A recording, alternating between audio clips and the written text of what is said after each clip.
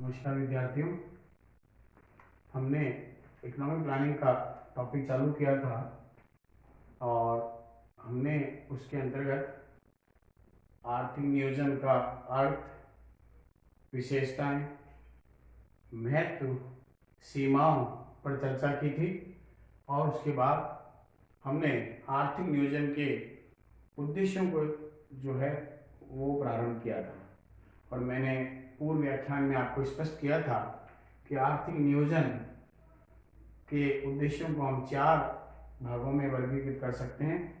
पहला economic objectives यानी आर्थिक उद्देश्य, सोशल ऑब्जेक्टिव यानी सामाजिक उद्देश्य, पॉलिटिकल ऑब्जेक्टिव्स यानी राजनीतिक उद्देश्य एंड अदर ऑब्जेक्टिव्स अन्य उद्देश्य।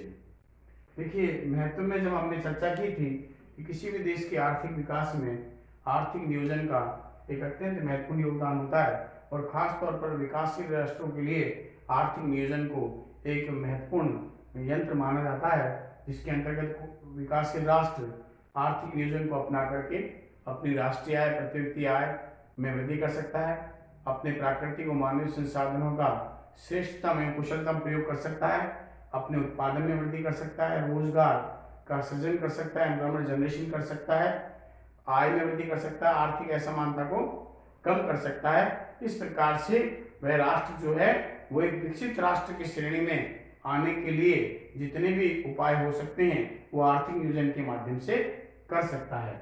तो आर्थिक नियोजन के जो उद्देश्य जिसमें मैंने कल आपसे चर्चा की थी, आर्थिक नियोजन के आर्थिक उद्देश्य वो होते हैं जो कि देश के लिए आर्थिक जो पहलू है उनको स्पष्ट करते हैं या जो आर्थिक लक्ष्य हैं उनको प्राप्त करते हैं, जिसके अंदर प्रति व्यक्ति आय, राष्ट्रीय आय में वृद्धि करना, कुल उत्पादन में वृद्धि करना, जीवन स्तर में सुधार करना, विदेशी व्यापार में वृद्धि करना, ये कुछ मुख्य उद्देश्य हैं जो कि आर्थिक नियोजन के अंतर्गत सम्मिलित किए जाते हैं। आज हम सोशल ऑब्जेक्टिव्स यानी सामाजिक उद्देश्य, पॉलिटिकल ऑब्जेक्टिव्स यानी राजनीतिक उद्देश्य और कुछ अदर ऑब्जेक्टिव्स है, अन्य प्रकार हैं या अन्य उद्देश्यों पर हम चर्चा करेंगे। अगर हम सामाजिक उद्देश्यों की बात करें, जैसा कि मैंने पूर्व व्याख्यान में आपको बताया था, भारत एक विकासशील राष्ट्र की श्रेणी में आता है। न केवल विकासशील राष्ट्र है बल्कि एक कृषि प्रधान अर्थव्यवस्था भी है और ग्रामीण अर्थव्यवस्था जिसे कहा जा सकता है। तो ऐसी स्थिति में यहाँ सामाजिक पिछड़ापन काफी मात्रा में देखने को मिलता है अन्य राष्ट्रों की तुलना में। ऐसी स्थिति में भारत सरकार का ये परम कर्तव्य हो जाता है कि वह जो है समाज के लोगों में समानता स्पष्ट करे, समाज के लोगों की सुरक्षा जो है वो सुनिश्चित करे और जो इकोनॉमिक डिस्पैरिटीज है, आर्थिक विषमता है, यानी gap between the richest sector of the society and the poor sector of the society, दोनों में जो गैप है उस अंतराल को कम किया जाए। और उसी संदर्भ में कुछ सामाजिक उद्देश्य इस प्रकार हो सकते हैं। सबसे पहला है सोशल इक्विलिटी, सामाजिक समानता।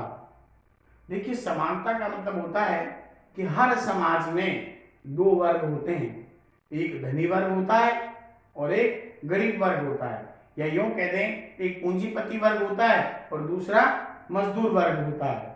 और ऐसी स्थिति में उनमें कैसी समानता लाई जाए, दोनों में किस प्रकार से आय संबंधी समानता, धन संबंधी समानता जो है वो किस प्रकार से लाई जानी चाहिए, ये मुख्य मुद्दा होता है। ऐसी स्थिति में आर्थिक नियोजन का उद्देश्य ये है कि गरीब वर्ग के लोगों को ज्यादा से ज्यादा मात्रा में, अधिक से अधिक मात्रा में जो है आय के अवसर उपलब्ध करवा करके उनकी आय को बढ़ाने के प्रयास किए जाते हैं। इसके लिए सरकार विभिन्न प्रकार की पब्लिक वेलफेयर स्कीम, कल्याणकारी योजनाओं को प्रारंभ करती है, उनके लिए संसाधन जुटाती है ताकि गरीब वर्ग और धनी वर्ग के बीच में जो गैप है उसको कुछ मात्रा में कम किया जा सके। ये तो इम्पॉसिबल है कि पूंजीपति वर्ग और धनी वर्ग में जो गैप है वो बिल्कुल समाप्त हो जाएगा, लेकिन सामाजिक समानता देने का प्रयास किया जाता है। इसके अंतर्गत अनेक बार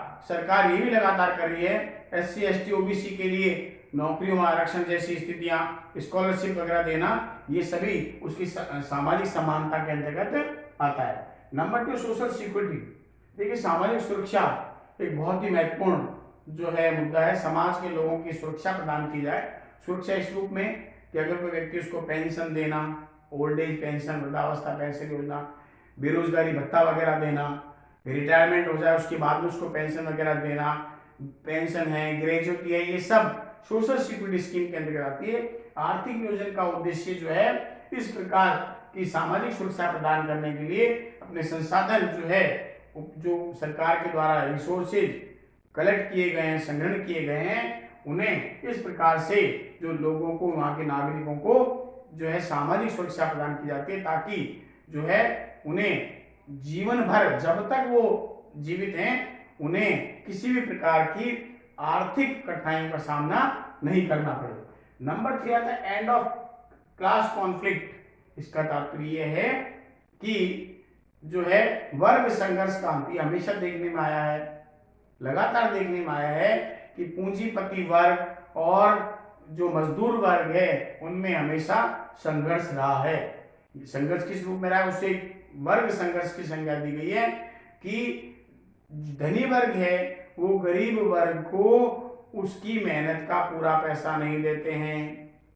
ऐसी स्थिति में एक सीमा के बाद इस प्रकार की स्थिति उत्पन्न हो जाती है कि दोनों में संघर्ष हो जाता है। संघर्ष इस रूप में होता है, आए दिन देखा आपने स्ट्राइक, लॉकआउट की प्रॉब्लम, हड़ताल है, तालाबंदी, इस प्रकार की स्थिति हो जाती है, क्योंकि वो जो जायज मांगे हैं उनको मानने के लिए तैयार नहीं होती पूंजीपति वर्ग, उद्योगपति वर्ग, और उनका वो शोषण करते हैं। और ऐसी स्थिति में आर्थिक नियोजन एक ऐसा माध्यम है जिसके माध्यम से सरकार अपने उद्योग स्थापित करके उन्हें ज्यादा से ज्यादा रोजगार के अवसर देने का प्रयास करती है, और गरीब वर्ग के लिए, मजदूर वर्ग के लिए अलग अलग प्रकार के ऐसे प्रोविजन बना दिए जाते हैं जिसे उनको इतना तो मिलेगा, जैसे मिनिमम वेज एक्ट है, न्यूनतम मजदूरी अधिनियम और है, तो इस प्रकार के जो है वो इनको अवसर दिए जाते हैं ताकि जो है दोनों के बीच में पूंजीपति वर्ग और जो गरीब वर्ग है या मजदूर वर्ग है उनमें किसी प्रकार का संघर्ष उत्पन्न नहीं हो। तो ये 3 जो हैं ऐसे ऑब्जेक्टिव हैं जो कि सोशल ऑब्जेक्टिव्स की श्रेणी में आते हैं। नंबर 2 पॉलिटिकल ऑब्जेक्टिव्स, यानी राजनीतिक उद्देश्य। राजनीतिक उद्देश्य के अंतर्गत भी उद्देश्य आते हैं कि जो कि पॉलिटिकल यानी राजनीति से संबंधित होते हैं, जो कि राजनीति से संबंधित होते हैं। इसके अंतर्गत सबसे पहला जो उद्देश्य आता है वो है डिफेंस अगेंस्ट फॉरेन एनिमी। हर राष्ट्र का ये कर्तव्य है कि वह अपने देश के नागरिकों की अपने दुश्मन राष्ट्रों से सुरक्षा प्रदान करे। नियोजन एक ऐसा माध्यम है जिसके माध्यम से सरकार अपनी जो योजना बनाती है उसमें सुरक्षा बजट का भी प्रावधान रखती है, ताकि वे अपने बॉर्डर्स पर जो है अपनी ज्यादा से ज्यादा मात्रा में सेना को तैनात किया जा सके, वहां डिफेंस मटेरियल जो है वहां प्रोवाइड करवाया जा सके, ताकि देश के नागरिकों की पूर्ण सुरक्षा सुनिश्चित की जा सके। Number 2 law and order. आपने देखा है हर देश के अंतर्गत हर स्टेट में हो, स्टेट गवर्नमेंट का भी कर्तव्य है, सेंट्रल गवर्नमेंट का भी कर्तव्य है कि वे कानून और व्यवस्था की स्थिति बनाए रखे। इसके लिए हमारे पुलिस व्यवस्था है, और पुलिस व्यवस्था के लिए भारी मात्रा में सरकार को व्यय करना पड़ता है, उसको सुविधाएं के लिए, उनको वेतन है, भत्ते इनके लिए, ताकि देश में कानून और व्यवस्था की स्थिति माकूल रहे, सब सुरक्षित रहें, कोई भी ऑर्डर को तोड़े नहीं, कोई भी जो लॉ है उसको ओवरलुक न करे, जो नियम बने उसको नहीं तोड़े। तो नियोजन के माध्यम से सरकार क्या करती है, पुलिस भर्ती व्यवस्था वगैरह करके देश में अथवा राज्यों में जो है लॉ एंड ऑर्डर मेंटेन रखने का प्रयास करती है। फिर टेरिटोरियल एक्सपेंशन, यानी सीमाओं का विस्तार करना। देखिए ये आर्थिक नियोजन का ये उद्देश्य भी होता है कि अपनी सीमाओं का विस्तार किया जाए। किस माध्यम से होता है, सरकार जो है भारी मात्रा में जब नियोजन के माध्यम से संसाधन उपलब्ध करवाती है तो ऐसी स्थिति में वो अपने राज्य का, अपने देश का विस्तार करना चाहती है उस आधार पर, ताकि उन संसाधनों के माध्यम से जो कि सरकार के द्वारा जो है सुनिश्चित किए गए हैं या एकत्रित किए गए हैं, उसके आधार पर जो है अपने देश की सीमाओं का जो है विस्तार किया जा सके। Number 4 international cooperation.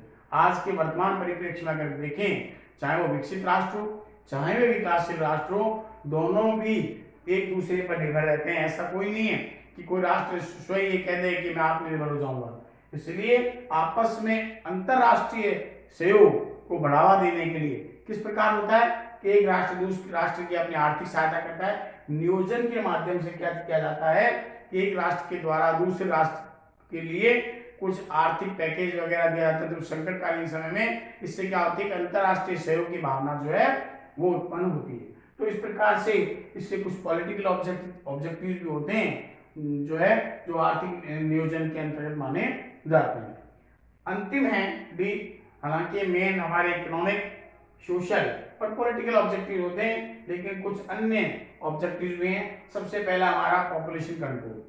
विकासशील देशों में ये देखा गया है कि वहां विकास की दर कम होती है जबकि जनसंख्या वृद्धि की दर कंपेरेटिव ज्यादा होती है। ऐसी स्थिति में उन राष्ट्रों की प्रवृत्ति आय और राष्ट्रीय आय क्या होती है, कम होती है। नियोजन के माध्यम से सरकार जनसंख्या नीति बना करके जो है जनसंख्या पर प्रभावी नियंत्रण लगाने का कार्य करती है। तो यहाँ पर आर्थिक नियोजन का जो उद्देश्य है वो जनसंख्या पर प्रभावी नियंत्रण करना भी होता है। उसके बाद में डिसेंट्रलाइजेशन ऑफ इंडस्ट्री, उद्योगों का भी केंद्रीकरण करना।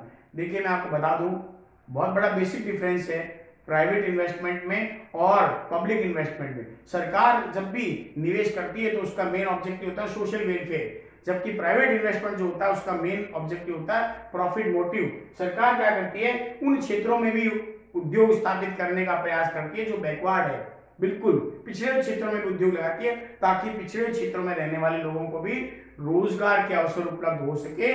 जो है इस प्रकार से डिसेंट्रलाइज करके इन उद्योगों का भी केंद्रीकरण करके ओवरऑल इंडस्ट्रियल डेवलपमेंट जो है वो आर्थिक नियोजन के माध्यम से करने का प्रयास करती है।